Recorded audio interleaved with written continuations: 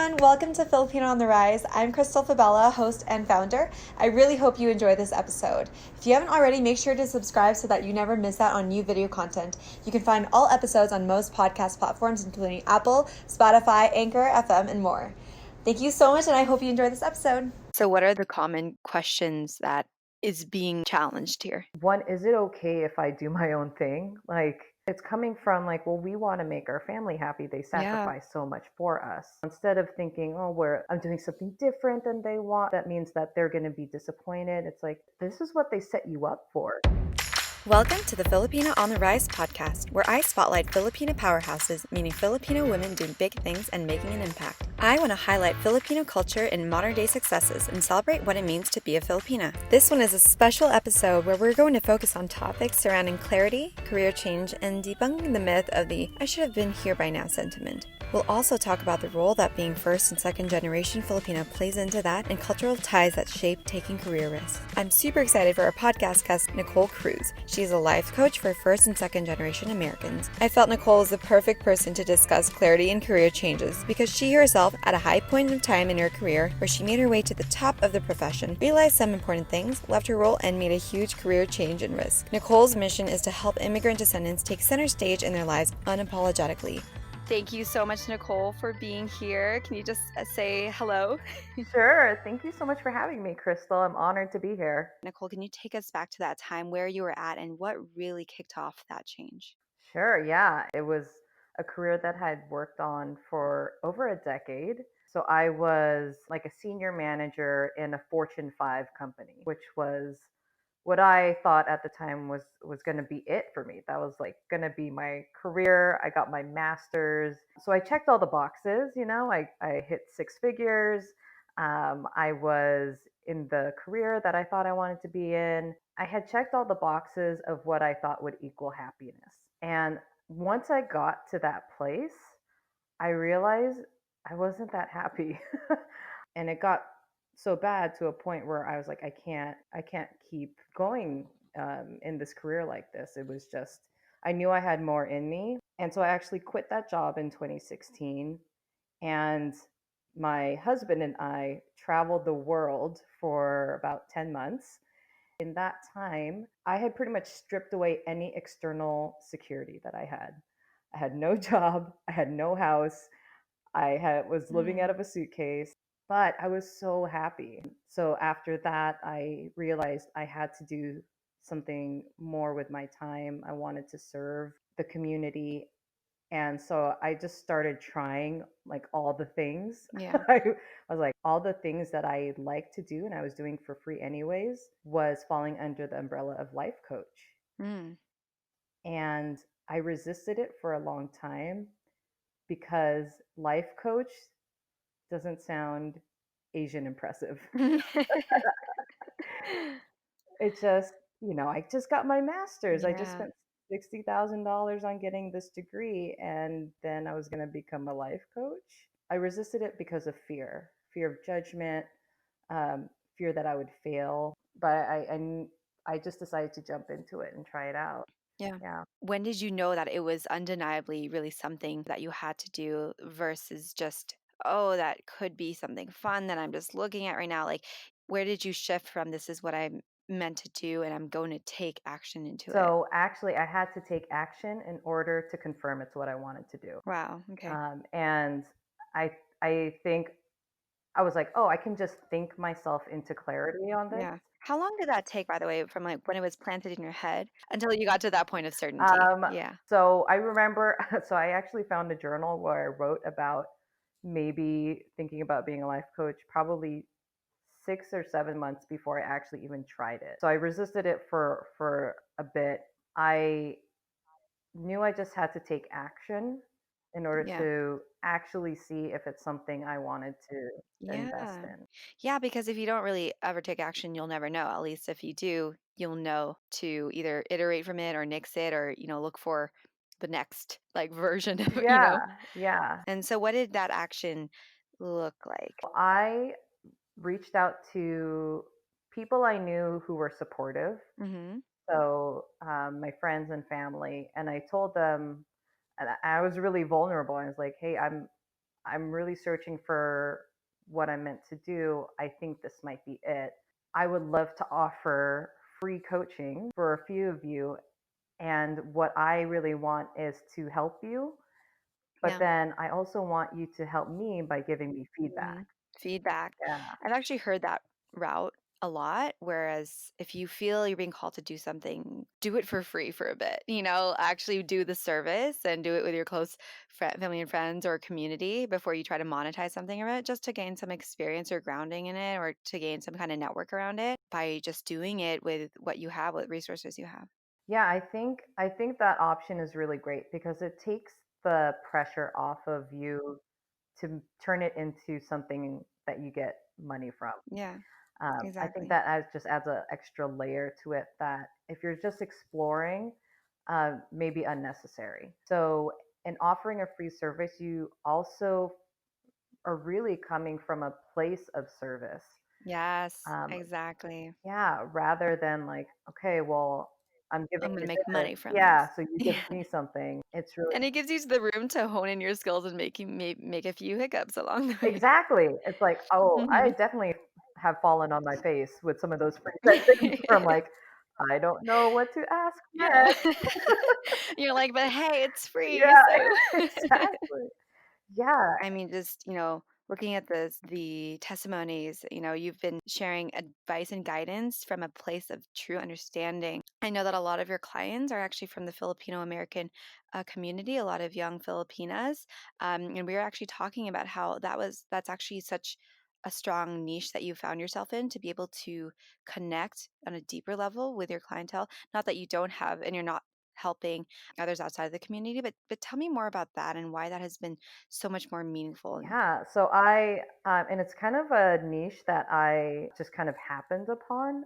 Who I serve are first and second generation Americans. mhm. So usually people whose parents immigrated to America and they might be the firstborn here in the US.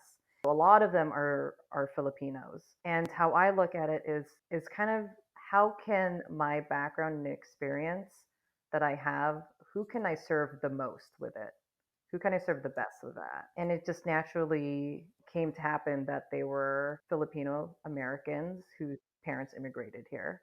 And I found that there was really like a commonality with a lot of the things Yeah. that that Filipinos were struggling with.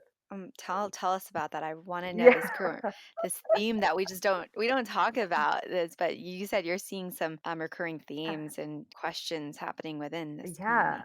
So one of them is really around not having clarity on what they see for themselves. They're super clear on what their family wants for them, but when it comes to what fuels them and what they want, it's kind of muddy, which totally Hmm. makes sense.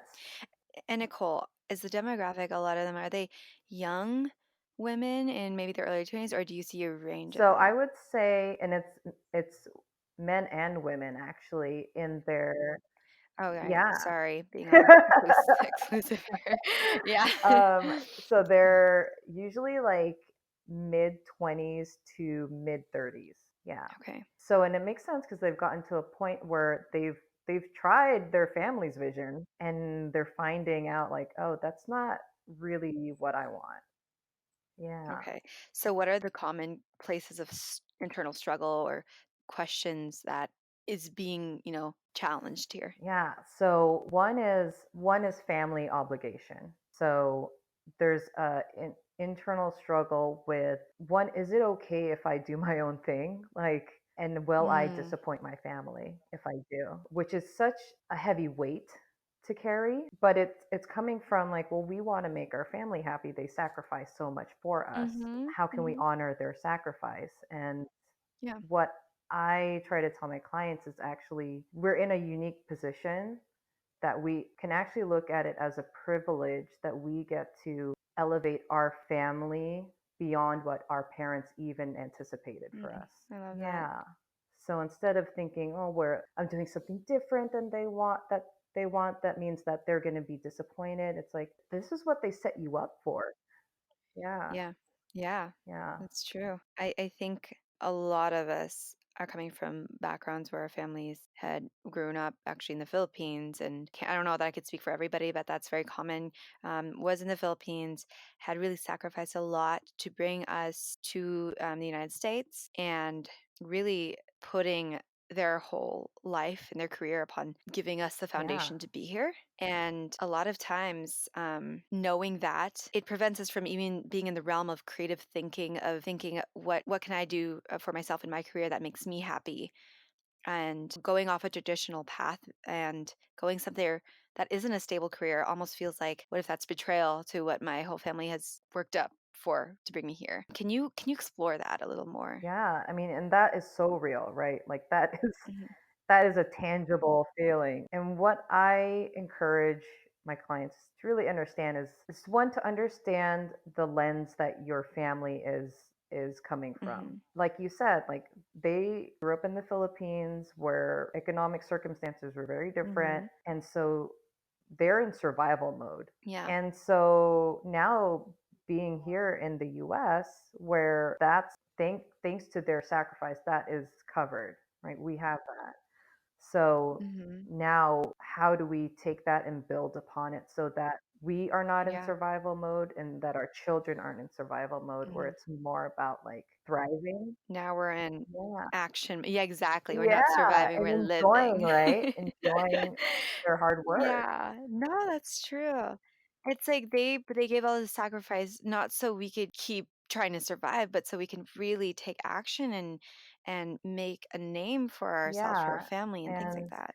and So, there's the whole thing around disappointment, right? And I was yeah. asked by someone recently, like, her family wasn't understanding why she wanted something differently, and how can she influence their opinion or control their opinion of that. Mhm. And the bad news is you can't control Mhm. how your Yeah. parents or your family are going to think or feel or act. Wow.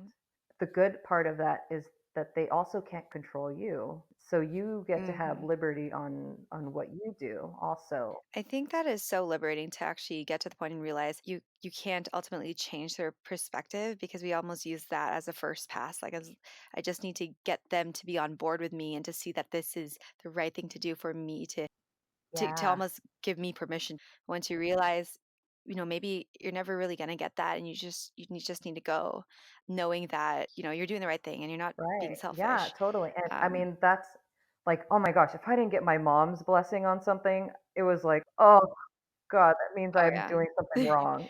Right? Yeah.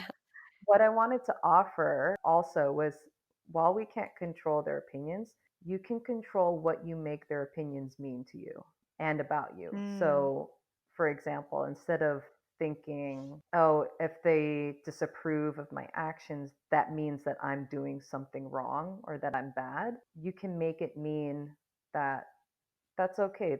Because they're coming from a different place, and that doesn't mean anything about me. yeah, yeah, that's true. Can you talk about limiting beliefs? That's something that you utilized a lot and explored with people. Yeah.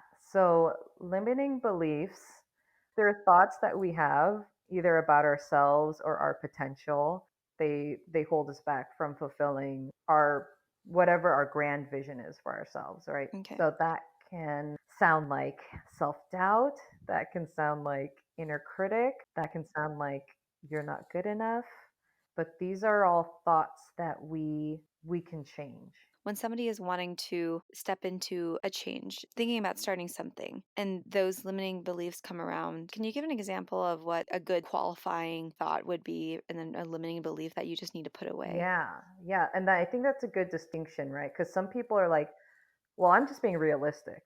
Like, I'm thinking this because I don't want to set myself up for like a huge failure because I'm not capable of that just because I don't have Yeah. the skills or whatever." So, one thing to listen for when you have a thought that stops you from progressing forward, what a limiting belief or a kind of like the inner critic will sound like is speaking in absolutes. So like no one's ever gonna like what you have, Mm, or you're never going to make it there, or you're just going to fail. So very like absolutes, generalities. Yeah. And Wow. it offers no solutions. Yeah.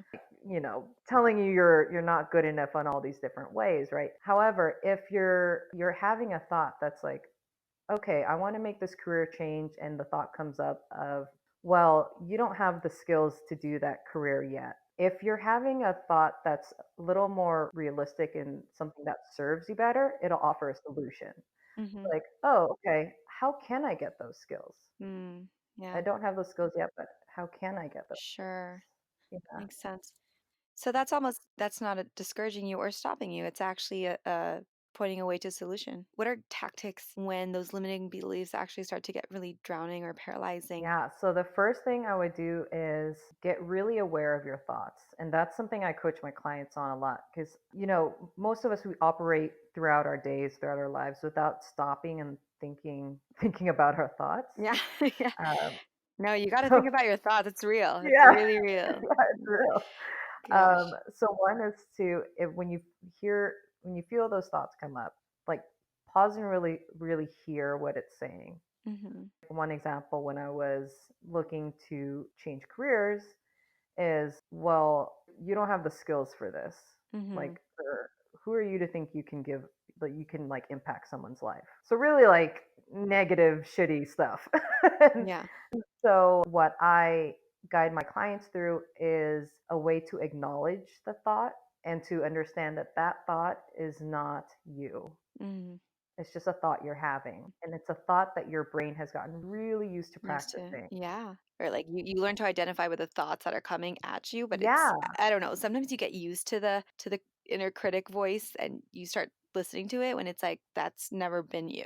right, right. And Mhm. if we practiced it so long, our brain just wants Yeah. to default to that So thought. it becomes like a place that you're familiar with, Yeah, a place of familiarity. That's what I mean. yeah, totally, right? So, Nicole, you covered a talk on your Instagram the other week on clarity. What is clarity and why is it so important that we embrace that and we know that? So clarity to me, it's like a certain knowing, right, of something, a certain knowing of direction. And when it applies to life, it's really what your vision is for yourself. I feel like it's so important to get clarity around that because it's kind of directing our actions. Hmm. And without it, if it's muddied or like we can't really see what we're aiming towards, we have the tendency to just stay in one place and get Hmm. stuck and either not take action at all Hmm. or take action which is in another direction Hmm. completely from what you actually want to do. I actually that really defines it so clearly. I was thinking about this myself and I tried to type up, well, what does it mean for me? To me, it's so crucial because it gives us direction and orientation to be moving towards something. And clarity, I think, guides our at least guides our day-to-day decisions. So something I was thinking about, like people sometimes think like, oh, I don't know what my big end game is. Like it doesn't have to be something like write 10 books or run my own business that's profitable, like, is it this defined measure of success, or what is clarity? Is it something that's quantifiable that we could picture, or what is it in the grander scheme of things? Yeah, that's a great question. And sometimes it'll depend Hmm. on the person. One thing that I encourage my clients when we're trying to get some clarity in what they want to do is to be open to what that is and abandon the how. And this is something I struggled with a lot before, was I didn't know how to dream big. Mm. Like and Wow. like, yeah, dreaming big to me, when I thought I was dreaming big, it was not that big. It was just like dreaming realistically. Yeah. Huh. Um, and it's because I would, as soon as I thought of something aspirational, Hmm. my logical or logistical mind would kick in and try to figure out the how. Hmm. Like, oh, how's that going to Yeah. happen? And if you didn't have those answers, then Yeah, then it's like, okay, well, that's not going to happen then. shoot it down. So I'm just going to Exactly. abandon it. Yeah, yeah. Uh, I'm curious, do you think any part of that plays within family culture or just how we raise or even within Filipino culture? Yeah, I think there's definitely some cultural ties to that. And again, it's because it's from the mindset that they're coming from, right? Yeah. which is they want something that's stable for you. They want something that's going to get you that security. Usually they already have like set steps that you need to take to get there. So sometimes it's difficult for us to allow ourselves to dream beyond that. There's a term called upper limit potential. Hmm. We in our minds we have a certain upper limit potential of what we think we can reach. Whoa. Yeah. And then once we reach it or even exceed it, our brain will start to kick in and be like, "Oh, you've gone beyond what the limit you've set in your mind. That's so crazy. Time Time to to go take back down. action." Yeah, to go back down. That almost seems very similar to what goes on during imposter syndrome. Yeah, totally. Like that feeling of like, what do you think you're doing? This isn't Yeah. you. Like you don't belong here. Time to go back down to earth. Yeah. And Wow. so kind of tying it back to family, if we haven't seen it happen Mm, in our families, it's hard for us to set a higher upper limit potential for us than what we're used to seeing. that really plays into a lot of things of not seeing it in your family or within your world that you identify with. You Yeah. almost hit that limit. That's Well, that's a really yeah. like critical way of looking at it. Yeah, because then, for my family, it's like, okay, I had the model from my mom where she was in a six-figure job, which was great. And so Hmm. I was like, oh, I can do that. Sure. But if I think of being a millionaire, I'm like, whoa. Like, Yeah. So how do we I'm always erring on the side of empowering the self instead of getting out of that mentality, well, because I didn't come from there, or I grew up poor, or I grew up like this, therefore the odds are stacked against me. I've fought against my own personal like victimizing like thoughts, and just getting to a place of like of empowerment. yeah, So how does one really take that weight and put it aside and get past that upper limit? Is that what you called it? yeah. So this upper limit Yeah. potential that we have, Yeah. totally. And I love that. Like coming from a place of empowerment, right? Yeah. Recognizing and appreciating where you've come from, but Mhm. not letting that dictate where you go. Mhm. And so one thing to do is practice different thought and recognize one is to like recognize your limiting beliefs, right? So if your limiting beliefs are, well, I can only make this much money, or well, I can't do that because normally female minority have not filled that role before, whatever limiting belief that is, just acknowledge that, then choose a different thought. And I know that sounds it sounds easy, but it'll take some work. So if you're coming from a place, well, I'm not good enough, or like I can't get that promotion or whatnot, and you're trying to get to a place where like I can get whatever I want, that's Mhm. that might feel like a really big leap for some people. Mhm. Mhm. And so, what is one thought beyond where you are now that you can think and be like, yeah, I can wrap my mind around that? Wow. And then write that thought down and literally practice that thought every day. Yeah. Speaking truth into your own life. Yeah, Believing something different, I think, is what it is. And sometimes it can feel so radical, but it does. yeah. Yeah, and some people like, oh, manifestation, right? Yeah. You just think yourself into what you want, but I mean, that's just one part of it. Once you recognize those beliefs and you start working on a new belief system, then you start taking action from those new beliefs. What can that look like? So, for example, if your new belief is there is abundance and that this career change I want to make is going to be successful. If that's your new belief and your thought and you really believe that, then the action you take may be, let's see, what's an example of career change, Crystal, that you've heard maybe one of your friends wanting to? My friends, my one of my friends really wants to be a photographer and going fully into art, working from currently a project manager and into diving deep into her photography and artistic career, and she's so amazing at it. Yeah. So then if her belief is I'm going to be a successful photographer, then the action she take may look like, okay, I'll do like I will just start taking photographs and offer like taking headshots for people to build my portfolio. Your actions start coming from a place of feeling confident and Hmm. empowered that it's going to happen. You just Yeah. need to take the steps. Yeah. Yeah. Yeah. I want to revisit the first topic we had of where people come in their lives like, I should have been here by now in my career. I thought I would be here by Yeah. now. Can you talk about that thought? I should have been here by now in my life. I know that you share that is something that you're seeing or that you've been hearing. And what's really going on there? Why are people coming to that point? What is that saying? Yeah, and that's such like and I have definitely said that about myself too. Yeah. Like, man, man, if I had only figured out that this was my calling, however X many Yeah. years ago, like I wonder where I'd be now, right? Hmm. So yeah, I have some clients that are like, I should have been making more money, or I should have had a partner by now, or I should have had a child by Yeah. now. And the should implies that there's a standard timeline Hmm. or a standard way of living or being, Yeah. but there's no standard.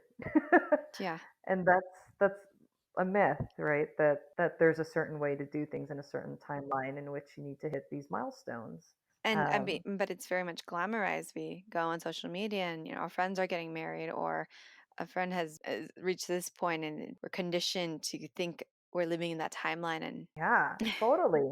There's definitely trends, right? Like yeah. at a certain age, then you start to notice all your friends start getting engaged, or like, and Mhm. then you hit Mhm.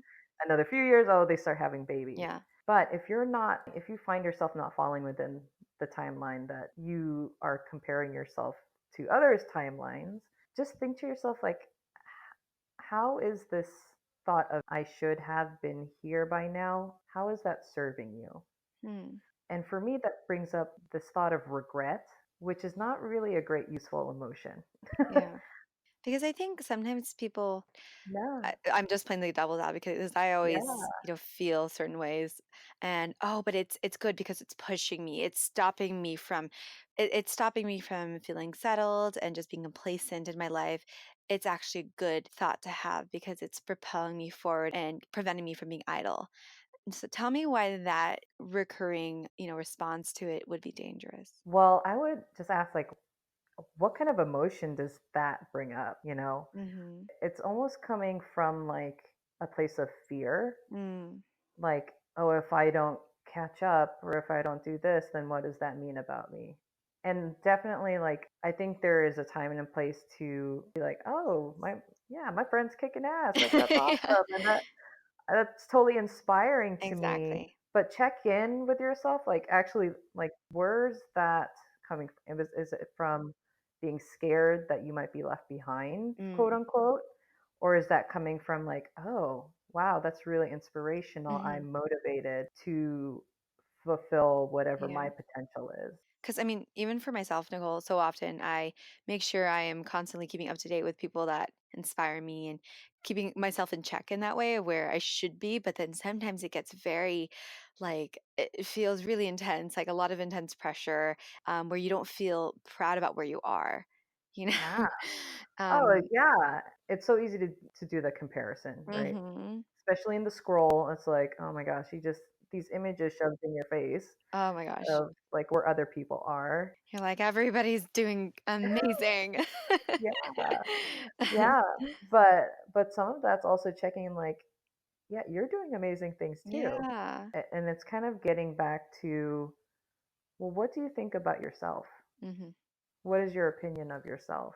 And that kind of ties into this expectation or this obligation that we have sometimes culturally, is where other people's opinions is so like influential on our lives, Hmm. when you might want to check in and be like, well, whose opinion do you want to hold in the highest Hmm. regard? Yourself? Yourself. Yeah. Yeah. When you think about a career change or career switch, why is it so intimidating? Yeah. And it's because change in and of itself in any form is scary. And it's a natural reaction for our primitive brain, the part of our brain that wants to keep us surviving, to be scared of any situation that causes discomfort. And so making a career change is a huge shift, right? It's not only a shift in like what you do day to day, but also in your identity. True. Yeah. And Can you dig more into that? That's good. yeah. So, before like I identified as, oh, I'm Nicole. I'm, a senior manager at this huge corporation. And that gave me Mm, some sense of like accomplishment and like fed my ego in a certain way, right? so true. And then shifting to, oh, I'm a life coach, and just really owning that it was a total identity shift. Because it's true, we identify with our career. I think almost more than a lot of things, we identify with our career. So when we make a career change, we're almost we feel like we're undergoing an identity change. Yeah, yeah, totally. Crazy. What's a common hurdle or obstacle faced about career changes? Like what really does it come down to for a lot of people? Yeah. So sometimes there's some shame around our aspirations. Mm, So, especially in our community, it's kind of like we kind of feel guilty asking for more. hmm, Like, oh, who are we to want yeah, something more for for ourselves? ourselves. Yeah. Our family who's been working really hard, sacrificing, and then bringing us to a certain place in our life in which a career change would almost feel like, am I doing something selfish? And so one thing I ask my clients is when they're expressing them, they're feeling that, is to check in with yourself and like, how would making this change impact my life? And not only my life, but how would it impact the people around me? Mm, And then how would it impact the world? mm, So, for example, if I didn't make the shift to being a life coach, hmm. I impact me because I wouldn't feel as fulfilled as I do doing this. I wouldn't be helping the people that I'm helping. Yeah. And You want to be on this and I podcast? wouldn't be on this podcast and talking to you.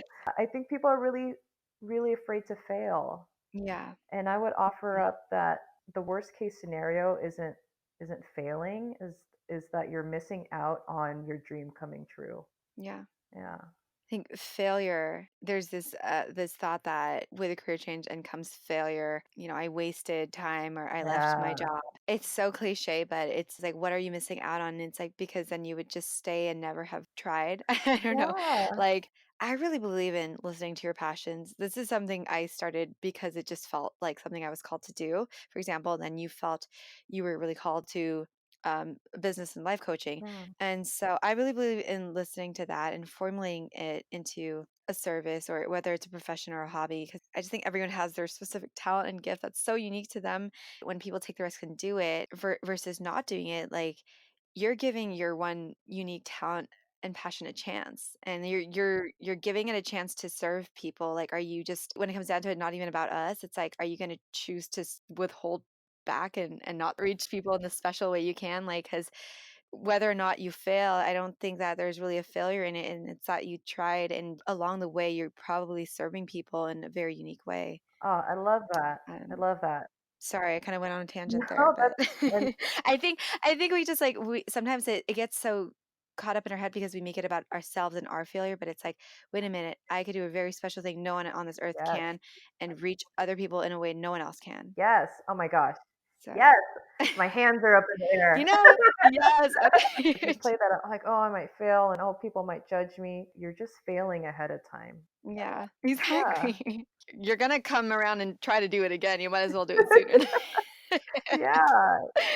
And I know Right. there's like this, like, oh man, but I spent all this time in this one career path. Yeah. I know. I was like, I just dropped however thousands of dollars on a master's degree, right? And what I offer to my clients is it's not wasted time.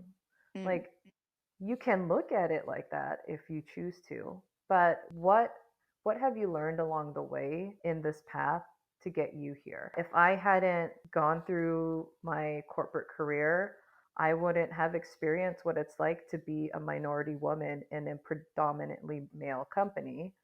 I wouldn't have that experience to bring to my clients now. that's true. And it set me up financially to Yeah, be able to take this leap of starting exactly. my own business. And so, if you can try to find some appreciation or learnings from your Yeah. past and apply it now to where you are and where you want to go, I think that's Mm. a useful way to look back on for what you've done. It's not a waste of time. This is all, it's all building up to this. you're set up now to do the thing. Yeah, yeah, I love that. yeah. Okay, well, can you tell me more about how this stigma, this fear around career change, how it's overarching to the role that we as Filipino Americans are sometimes assigned within families and our social dynamics in our family, and maybe what the social structure in that. Yeah, so as Filipinas, Filipino Americans, there's this family and societal role that we've been given or assigned to is the supporter, the caregiver. Mhm. A lot of my clients in their corporate jobs, they're like the team player, right? Because they'll just fill in whatever gap Mhm. needs to be filled in. Yes. Yeah, and so while that is amazing that we have that generosity and that ability to just fill in wherever we're needed, it Mhm. also stops us from taking center stage in our own life. That's what I love helping people to do is like doing that and doing it unapologetically. Mm, Like, love it. yeah, and not feeling guilt Guilty. Yeah. around that. When you're thinking about making a career change or even like expanding in your career, it's how do you own your value that you bring, like really own it Mm, and yeah. not feel bad about stating that you Yeah. are of value. And not feel bad about taking center stage. And I like that you said feeling unapologetic about stepping into Yeah. what you want to do. Unapologetic is such a Yeah, powerful word. exactly. We don't have to apologize for ourselves. Yeah. It's okay to take up Yeah. space. The Yeah. absolutely right. Yeah. Sometimes I have to in a meeting, I want to say something and I'll like retreat a little, like, ah, no, they're gonna think that's too. I'm like, wait a minute. No, I'm gonna Love say it. this anyways, and it's Yeah. gonna be okay. It's Love it. gonna At least you're serving up your authentic self and they're reacting to that. exactly, yes. What are steps one can move towards a career change or something they'd like to start without completely feeling like, they have to change something big and extreme in their life or pull the rug from their feet or, invest a lot of Yeah. money and time? So the first step I would say is to tell someone you trust about your ambition. Put it out there. And then one thing I also did was conduct informational interviews with people in the career you want to pursue. It's so easy to just access people now Mm-hmm. and just put it So out true. there. And Uh, people are more than willing to be helpful and share and give advice. totally. Yeah, Yeah, totally. You'd be surprised at how much people are just want to help others along that sure. path. Try to conduct like at least 5 Mm-hmm. informational interviews and just ask like, okay, well, what's your day-to-day like? What do you like about this career you're in? What don't you like? Just to get more information around this thing that you have in your Mm-hmm. mind, what it actually looks like in practice. So it really starts with people, like reaching out to a friend, someone you trust with your idea, with your ambition, and then also reaching out to your community or network or someone that you can practice on or play at what you want to do as a service or a hobby. And then third, reaching out to people in the profession, and it doesn't have to start with all these resources and money and time. It really is starting with people. Yeah, yeah. And allowing yourself to dream. Allowing Yeah, yourself. yeah, That's a really great start. Allowing yourself to dream. yeah. I feel just from after this, like, empowered to go forward, but also being very content and happy where how far I am right now. And I think Yes, that's really what it's about, right? I love that. Yeah. I think we're really hard on ourselves sometimes. Yeah. Oh, definitely. More than probably our parents are hard on us. Like Yeah, we're like, exactly. they're probably actually like, you're fine. Like do it. Like whatever. I'm tired. Yeah, why are you stressing? Just do your I thing. know. Just I'm gonna make you food no matter what when you I come home. Yeah. Any last words you want to leave to listeners, to Filipinas, to non-Filipinas, to everybody? Oh gosh. So my mission is to really help people play bigger in their lives. Mm, And to know that by doing that, by taking up space, that you are empowering others to do the same. And so if you're feeling called to do something, that is your signal from the universe that you are meant to do something greater. that's so good. Yeah, I love it. And can you do a shameless plug? I would love to do shameless plug.